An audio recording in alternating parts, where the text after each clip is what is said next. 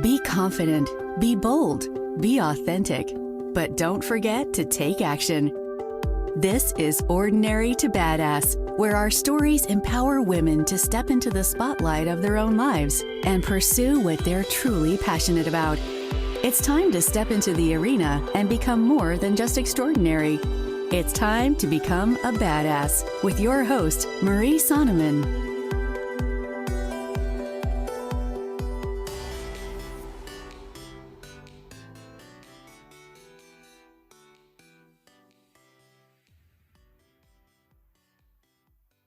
Welcome to Ordinary to Badass, episode number 152. And this will be a flashback episode. In this episode, we will be talking with Jocelyn Manzanarez. Jocelyn is the owner of a business called Musically Minded. She teaches kids from birth to 5 years old music. Or sometimes she teaches parents how to teach their kids, or teachers how they can incorporate music into their classroom. Jocelyn and I talk about remembering your why, how she pivoted during the coronavirus, and how you can identify your fear to get past it. Stay tuned because I know you're going to love this episode. But first, I gotta know, have you left a review on iTunes yet? It is so important for you to leave a review on iTunes so that people just like you can find this show and listen to it. So head on over to iTunes, leave a review, and screenshot it and send it to me at Ordinary to Badass on Instagram. Thank you so much. And now to the episode.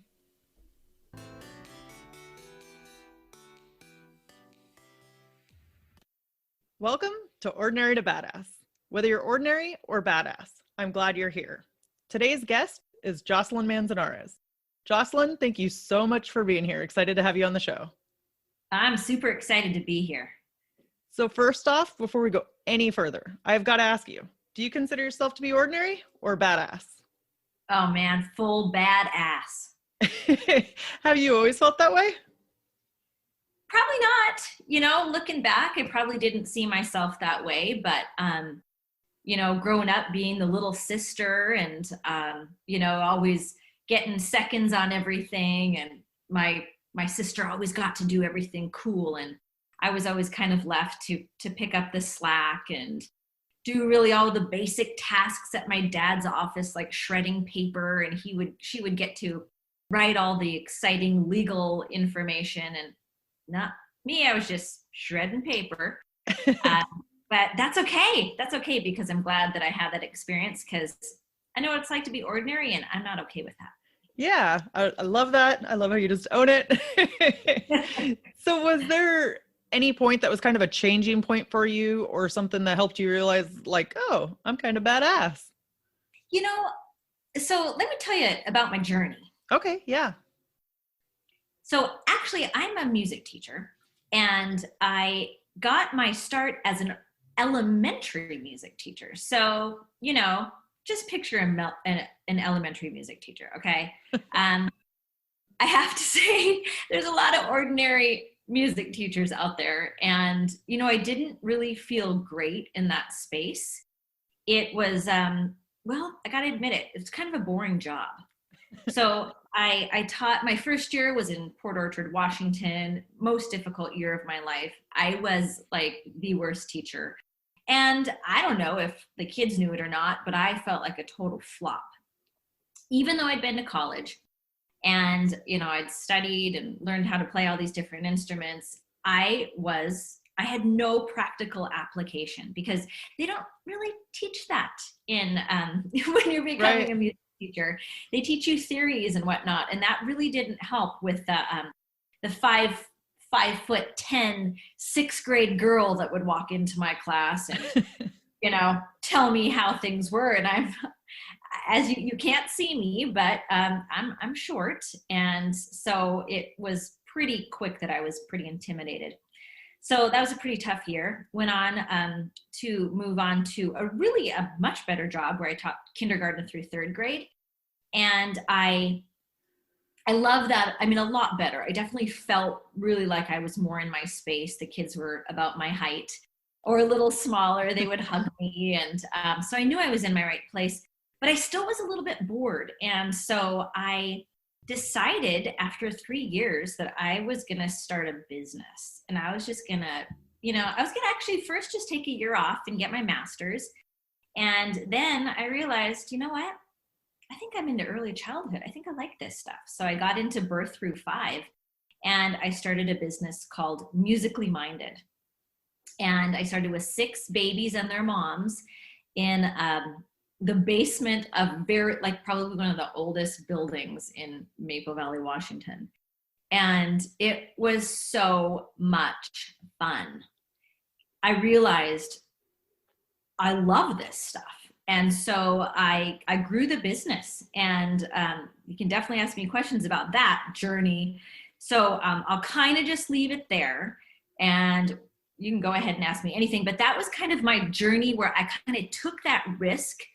I was in that, comfy, cushy job. I mean, it was so sweet. Nobody really kept track of me. I was the music teacher. As long as I was there so they could go have their planning time, they didn't care, but I was mediocre. I knew I could be better. And so by leaving it all behind and taking that risk, it really set off what's now a 17-year journey as a small business owner. So did you know anything about business before you decided to make the leap? That's funny. So, because no, I knew nothing about business. But the funny thing was, I always wanted to wear business suits. And across from the music building at the University of Montana, where I went to school, was the business building. And I just would look over at that business building, and a few times I'd say to my parents, I'm quitting music and I'm going to be a business major. And they'd say to me, oh gosh, you don't want to do that. And so, I was one of those people, I followed what my parents said. And so I never did it. Right. So it was just so funny that I would start a business. So when I first started the business, my husband, he'd always, from right when he graduated from college, he, got into sales. And so that was kind of a business world. And so I'm over here, I've got these 6 babies, and then I get a childcare center. I start going to the childcare center and teaching music. And a couple months into it, he says, I know you're having a lot of fun, but they haven't paid you. Your invoices haven't been paid in months. And I was like, what? Invoices? I don't even know what that is.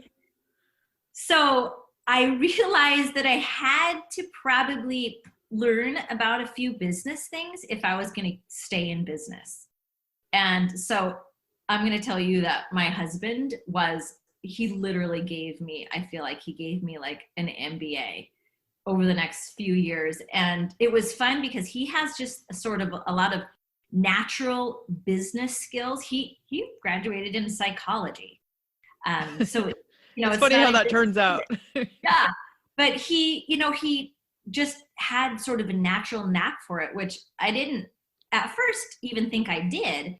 So it was so hard. Like the first couple of years of the business was so hard. And I mean, he would get so frustrated with me with some of the stupid mistakes I would make. That invoicing was probably one of the biggest ones. But I mean, I did not even know how to run a business at all.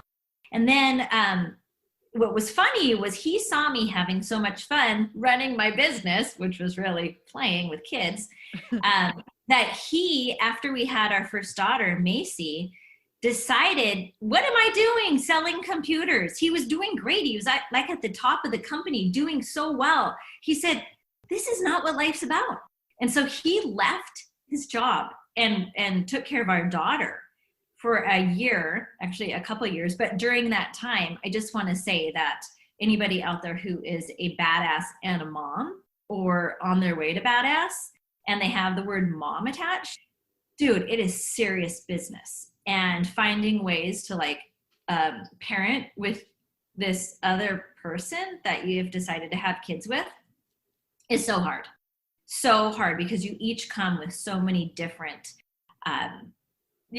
beliefs, and then they're just pushed against each other. So we're raising a kid, we're raising a business, we're trying to grow this business. They're both in their infancy.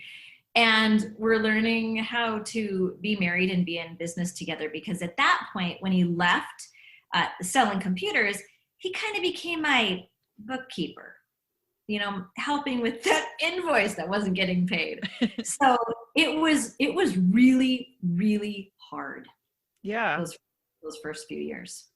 But what I think is cool about that story is you just leapt, you took a leap and did what you thought was right for you. And then your husband, it like intrigued him and he's like, wait, what am I doing? But sometimes that happens. It's like you are the one to just kind of follow your dream. And then other people are like, wait a minute, I don't want to do what I'm doing. So it's inspiring to people. And I think that's cool.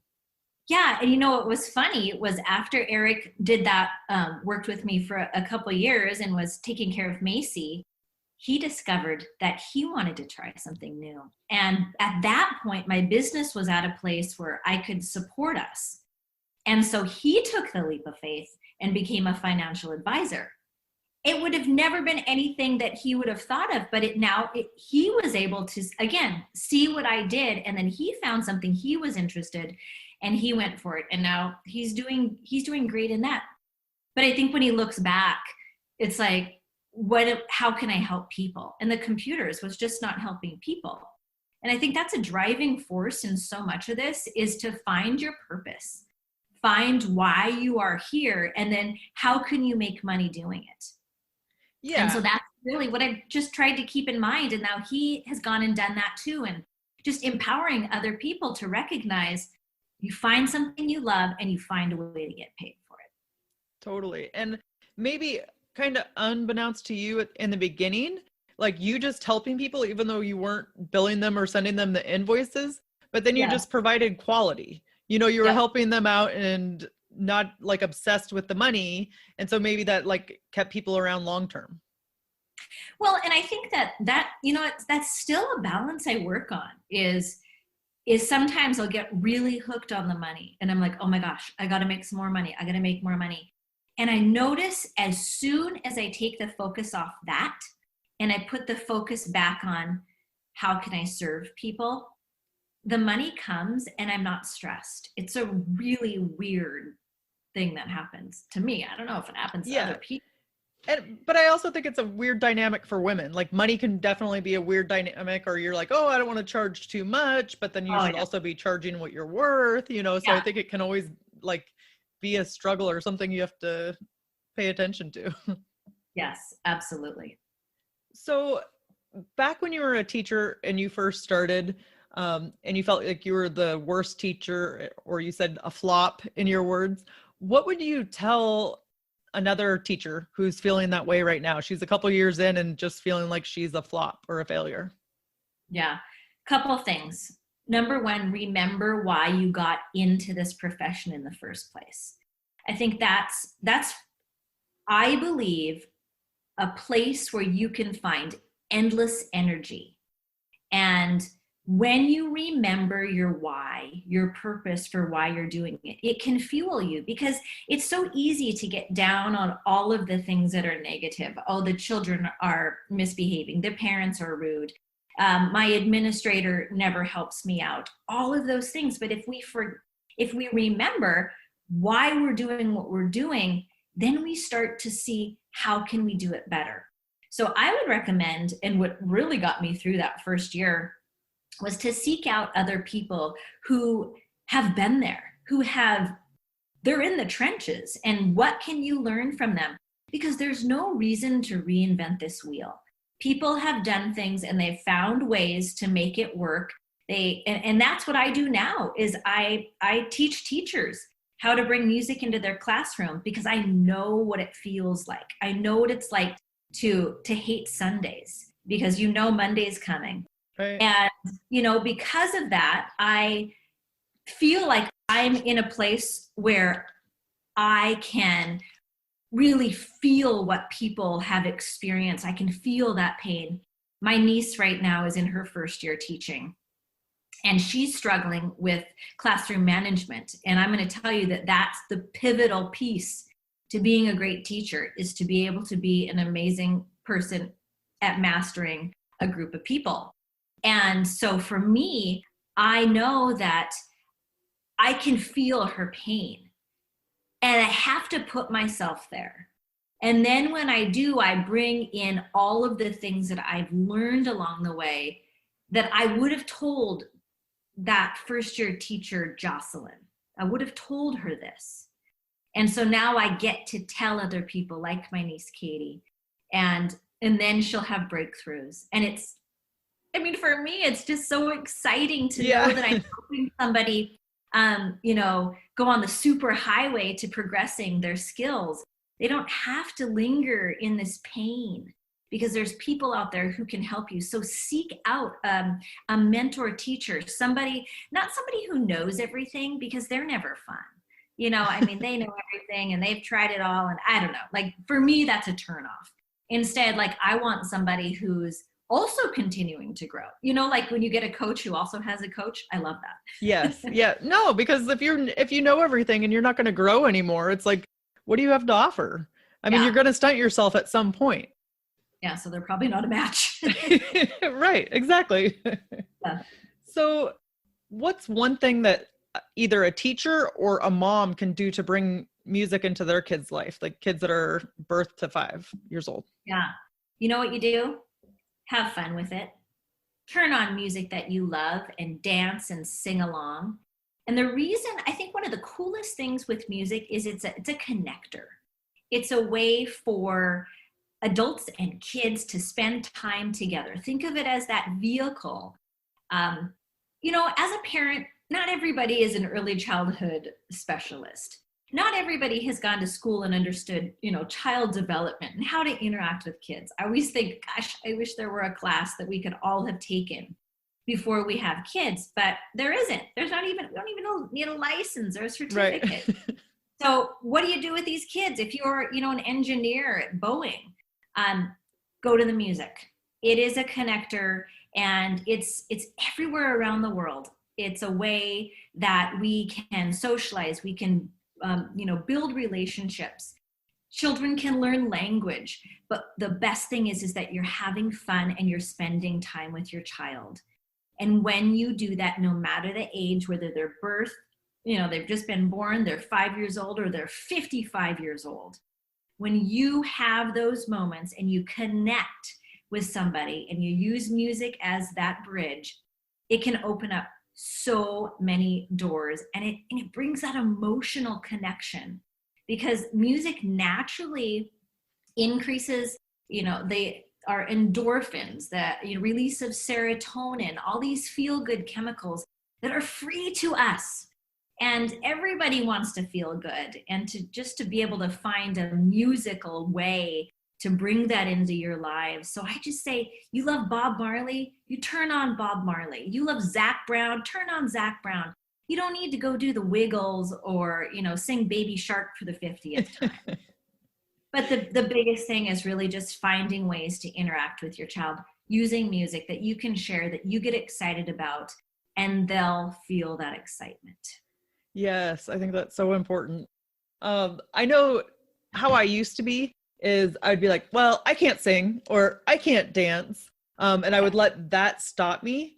What would you suggest for those type of people? Or what is something that you could do to like get out of your own shell a little bit and, just enjoy the music? Yeah. Well, first off, let's recognize that we live in a society that tells us we either belong on the stage or we belong in the audience. And that's important for us to let's just put that out on the table. 400 years ago, there was something that became known as concert halls. And so before that time, we didn't have this division. We didn't have listeners and performers. Everybody performed. It wasn't even something that you judged. But then continued over the years that we really had that division, and people made that decision pretty early on. And sometimes parents made that decision for kids, which side they were going to be on, the listeners or the performers. So now here we are 400 years later, and the performers are, we see them on TV, we hear them on the radio, and what do? We judged ourselves against them. But the thing is, we're not in that same category. And we can still appreciate music and produce music, but with a different set of rules. We don't need to judge it of, am I in tune? Am I projecting? How's my sound? All of these things we can leave to the professionals. But instead, we can take all of the amazing gifts that music can give us as just a novice. So think in terms of, we've got NASCAR drivers out there. They're amazing drivers. They spend, years perfecting their art. But, it's weird because how come we all still are okay to drive a car? I mean, do you get out of the car and be like, you judge your driving? Oh, I stopped at that stop sign so like a badass. Or, I went around that car and I was going 90. I'm such a sweet driver. No, you don't even think about it. It is what it is. So what if you were able to pull back and not judge your musical abilities and instead be able to just find all the riches in it? It's a stress reliever. To be able to just sing in the shower, it's an opportunity to just relax and have fun and enjoy the sounds of different songs, sing along to your favorite songs, have them trigger memories, maybe when you were back in high school, what it was like, kind of get you out of maybe a funk if you're feeling it. So sing it out. If you know how to play the piano a little bit, play a little bit. That's actually a skill.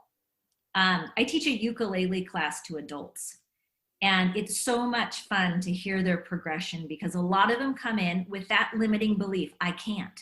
Mm-hmm. I'm not musical.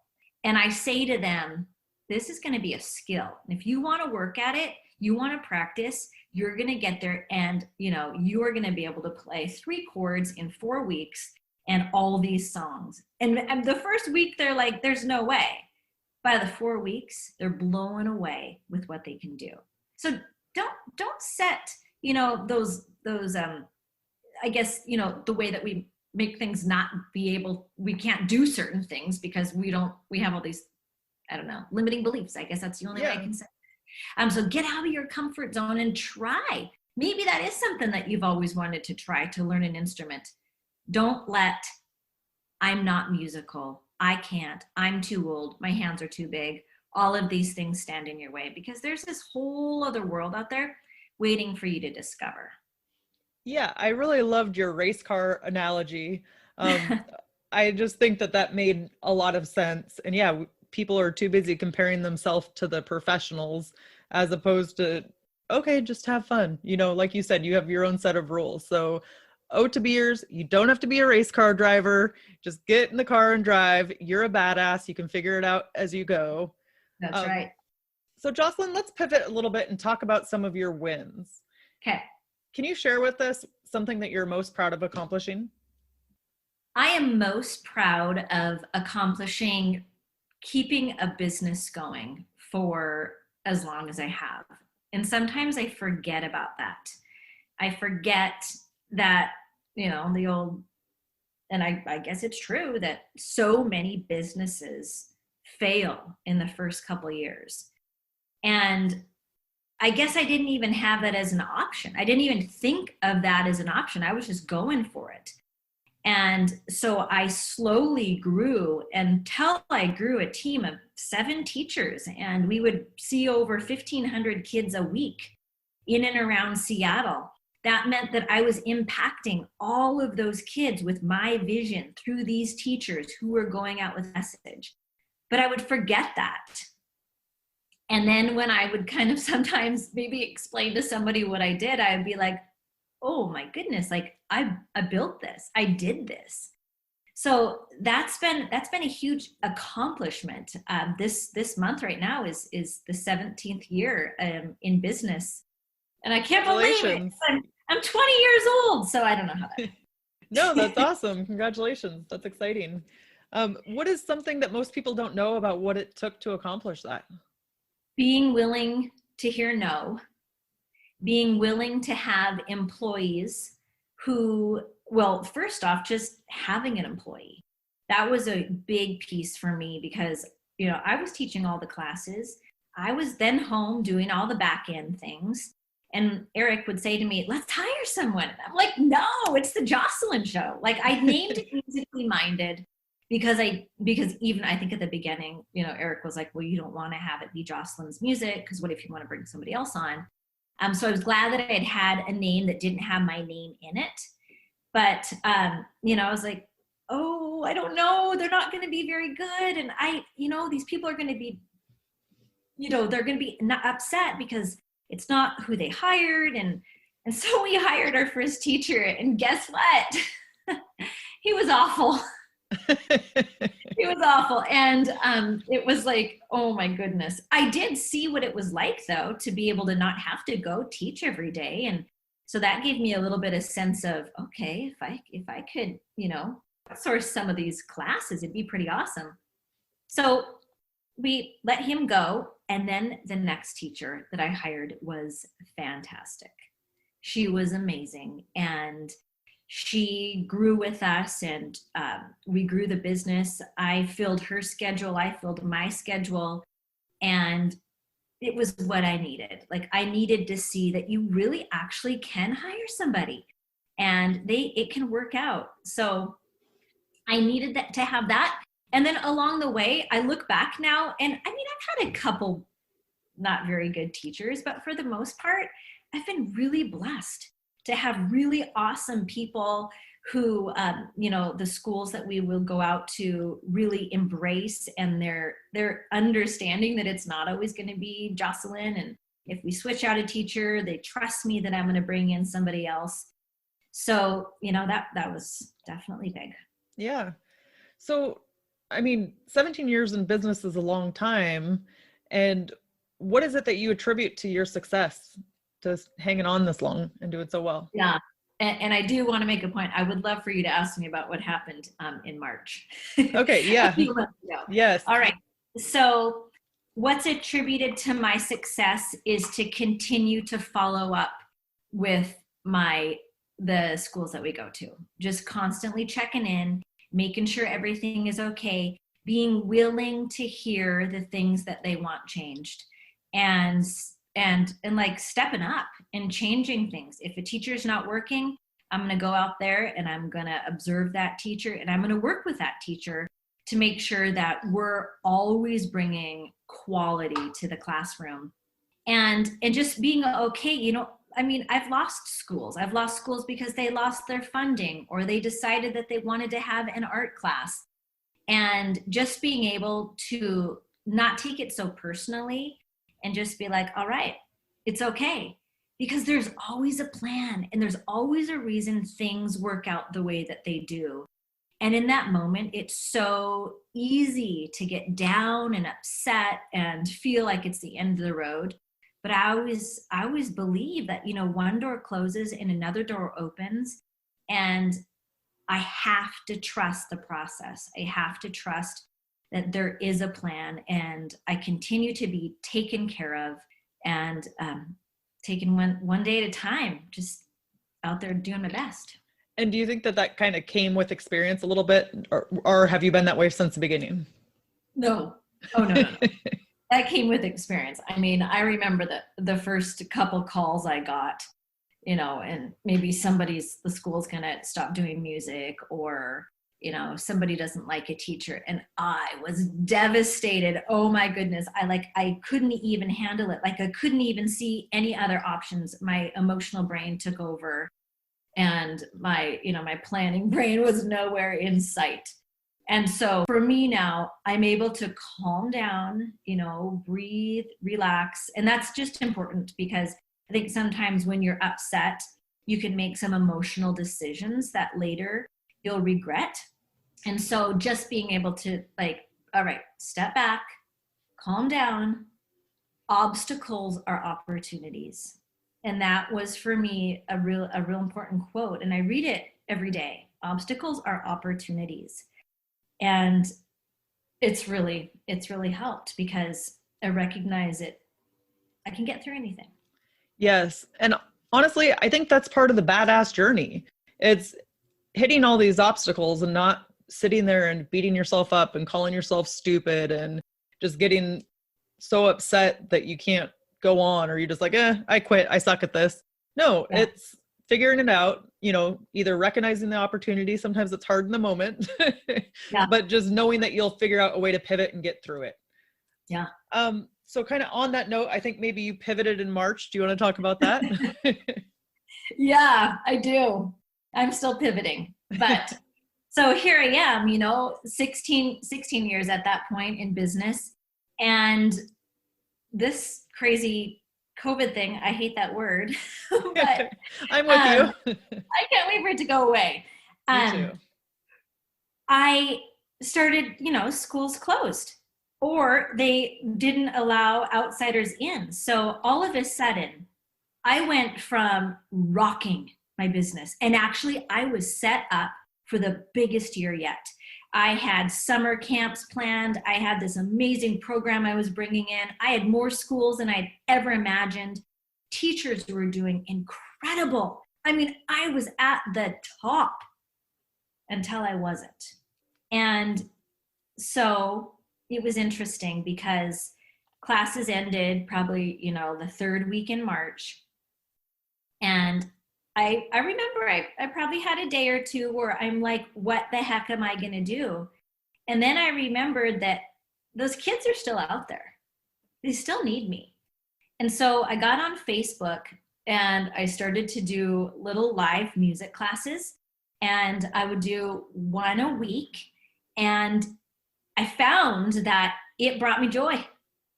It didn't bring me money, but it brought me joy, and Right. It kept me off the news.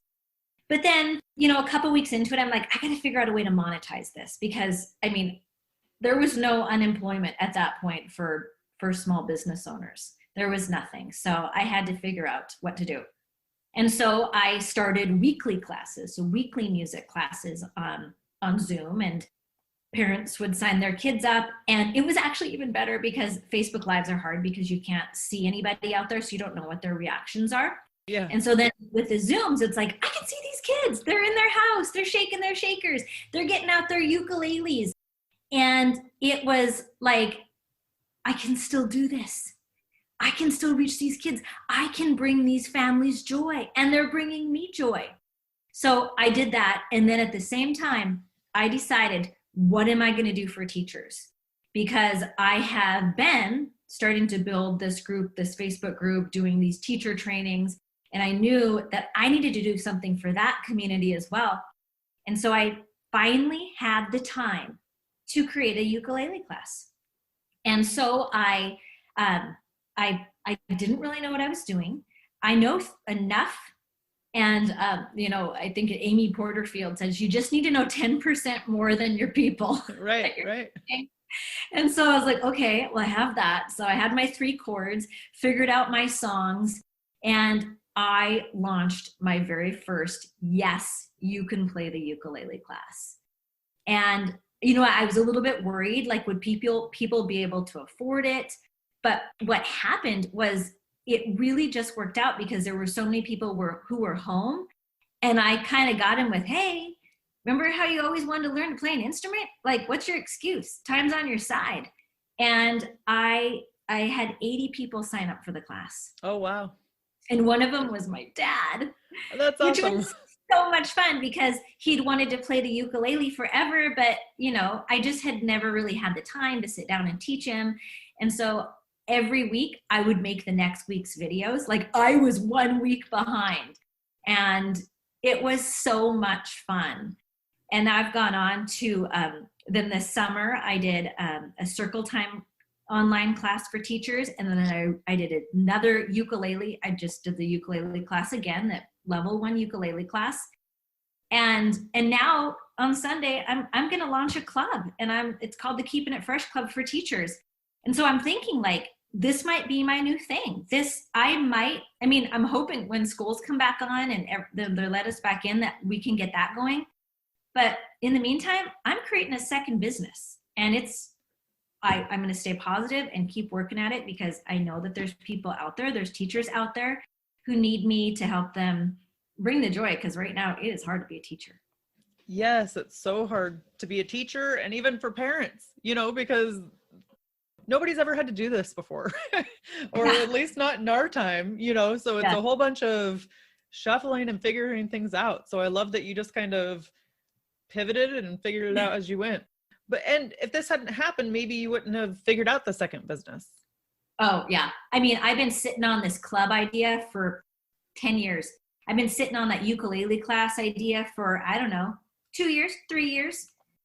And that's what I think is really crazy about this is it's been really stressful, thinking about what has happened to my current business.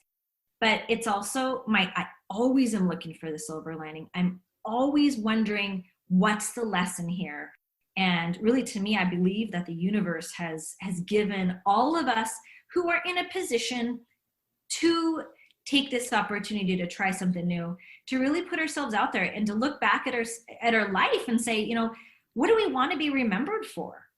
And am I doing the thing I want to be remembered for? And if not, why? Is it out of fear? And I think that's probably one of the biggest reasons that I held back in the past is fear of failure. But if I keep in mind the person who I am working for, whether it's, 3-year-old Claire who's coming to my music class, or, 40-year-old Pam who lives down in Florida who needs me to give her ideas, that's what my focus is. And when you do that, the fear goes away and the courage to just do something, it's there. And it's so important to tap into that. Yeah. And I think there's that old saying, like, what you focus on grows. So if you focus on the fear, that's where you're going to just get overwhelmed with fear. But if you're focused on the kid or why you're doing it, that's important and probably very helpful just as far as your mindset goes and not getting stuck in the fear. Yep, absolutely. So you talked about fear of failure, and I know that that's a hard thing for a lot of people to get over, that just the fear of it. They don't even take action. What do you do when you find yourself stuck in fear? Identify it. I almost look at myself from an outsider's perspective. Like I almost have sort of an out of body experience, and I recognize, all right, you're feeling this right now. You're feeling this. And I want you to recognize that this is what you want and you're going to feel it. So know that feeling is going to come no matter what. It's going to be right by my side, and just like allowing it to ride with me and knowing that the only way I can overcome it is to show myself that I can do it. So I've got this quote up here: the best things happen on the other side of your comfort zone. And I mean, it's front and center at my desk because I have to keep looking at that. Because if I don't, then I will fill my life with regrets. And I will look back. And if you look at people on their deathbed, that's one of the biggest things. The regrets of the things that they didn't do. And oftentimes it was because they were too afraid to do it. And I think what's worse is to never try. I think it's more courageous to be able to say, I did. And that alone can be the win.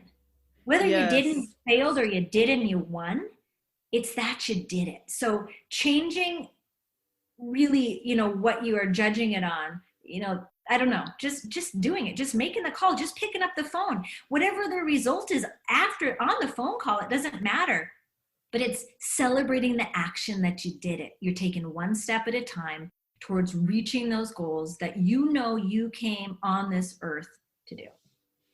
Yeah. And when do you ever regret something that you tried? Like usually we don't, if you tried it, you got in the game, you did it, you failed. Okay. At least you did it. Like we usually don't. Yeah. So, I mean, sometimes I regret, that third glass of wine. Yes. The following morning, maybe. Yeah. So earlier you mentioned about being able to look for the silver lining. It sounds like you're able to be pretty positive, or at least get yourself back on a positive track. Do you have any sort of like gratitude practice? Oh, absolutely. Absolutely. So I have this morning routine that I go through, and no, don't get me wrong. I don't do it every morning, but I've got a list, literally a list. Like I kind of think of it as my manager, because I like to think creative. I like to go all over the place with my thoughts, and I need something to center me. And so I have a list of the things that I do. I get up, I drink coffee, I read something inspirational, and then I write down the things that I'm grateful for. Or, I might even say, like, what's awesome today, what's awesome right now. And then I go through, all the things that I want to remind myself about. Some, affirmations, what's important to me, what I need to make my day run well. What are some of those cornerstone pieces? I need to make sure I exercise because I know that makes me feel good. I know I need to eat. I know I need what's for dinner. So, just doing all of those things along with that gratitude piece, it puts me in a place to begin my day ready to go, ready to take it all on, because I'm in a good spot. I'm ready.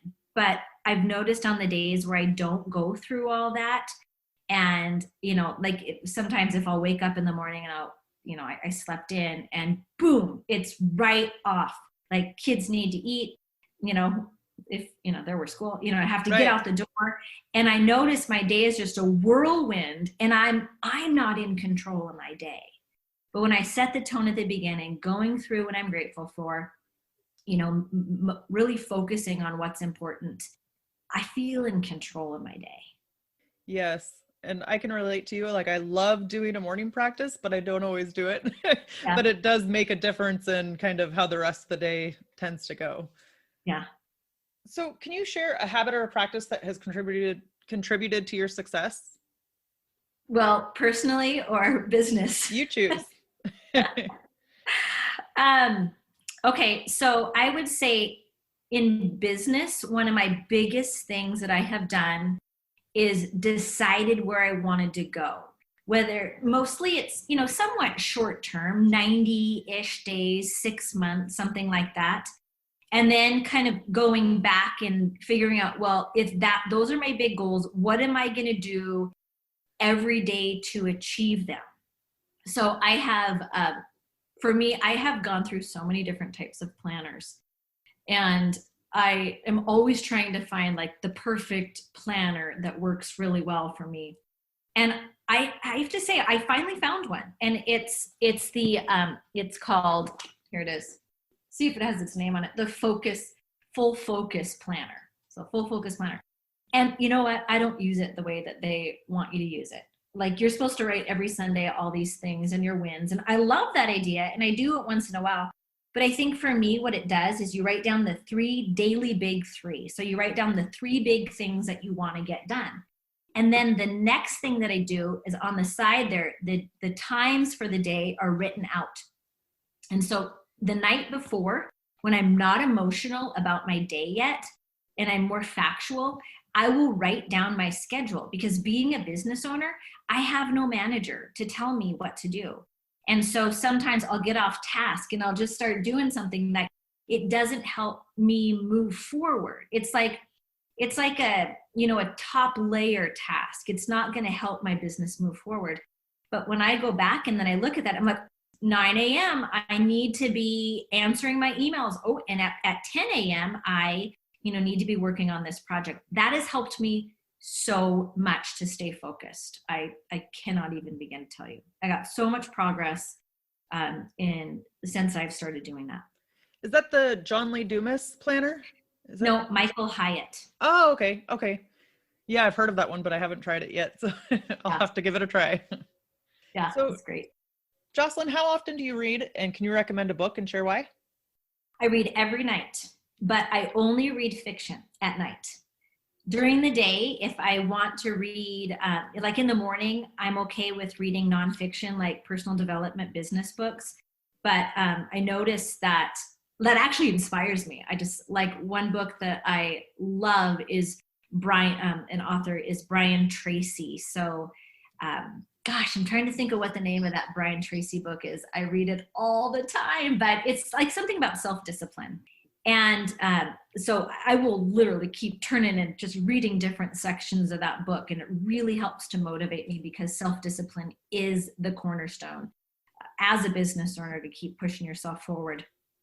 So that would be my business book to recommend. And then the personal book, the fiction book that I would recommend would be, I really like that Kristen Hanna's book. It's called The Nightingale.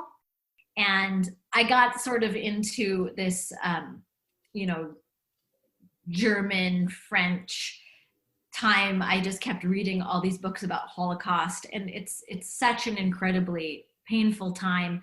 But I think for me, I just love the heroes that come out of that, and the way that people are so courageous, and the things that they've gone through, that they can come out on the other end. So I just love being a fly on the wall in those books. Yeah. Okay, awesome. I will definitely have to put them in the show notes, and I might follow up with you and ask about the Brian Tracy book if I can't find Yes, it. yes, for sure. So let's end with a tip to encourage women who are in the arena fighting for the life that they want. Number one, you got to know what life you want. You got to be super clear.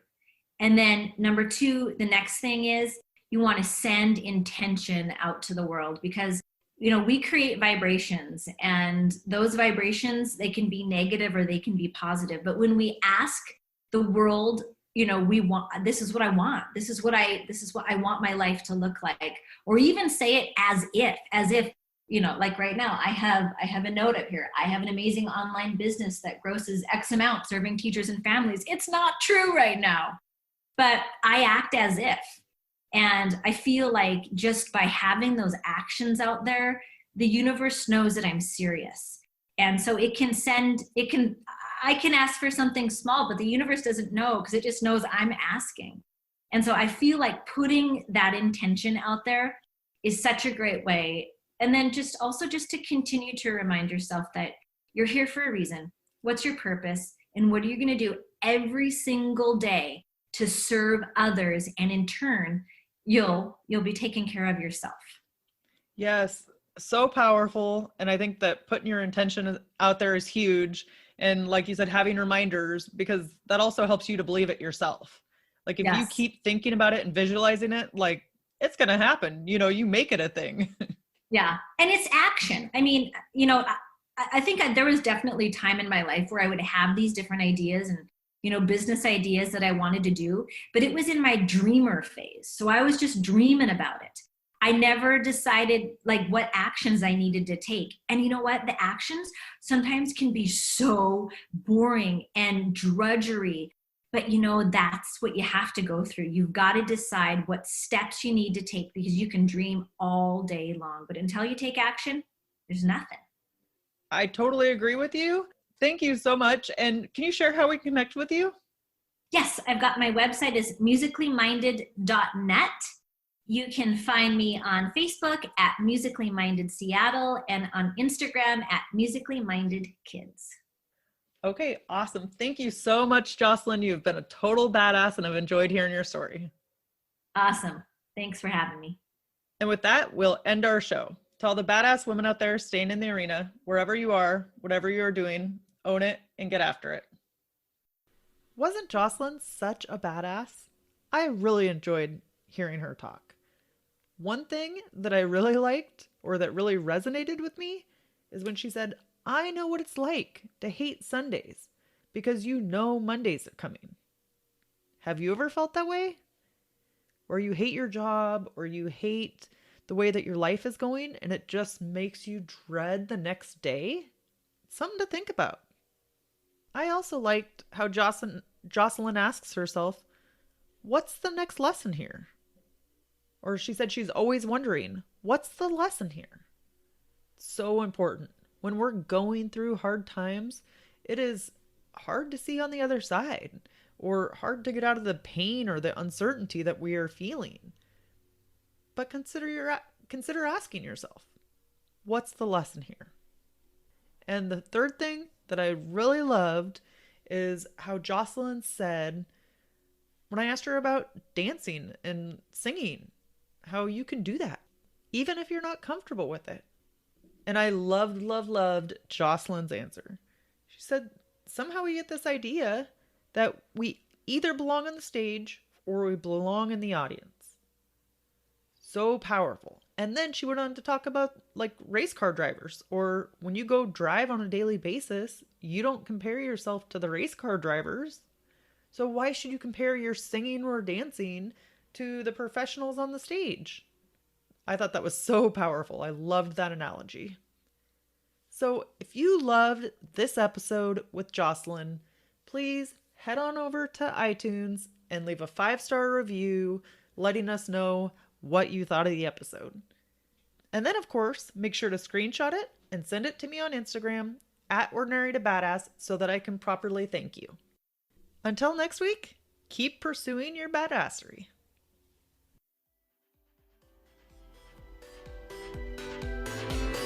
Now that you've listened to this episode of Ordinary to Badass, we want to hear from you. Go to our website, ordinarytobadass.com/podcast, and submit your own experience on how you took your life from ordinary to badass and get the chance to be on a future spotlight episode of the show. That's ordinarytobadass.com/podcast. While you're waiting for the next episode of the show, wipe off the sweat, dust off the dirt, and get back in the arena.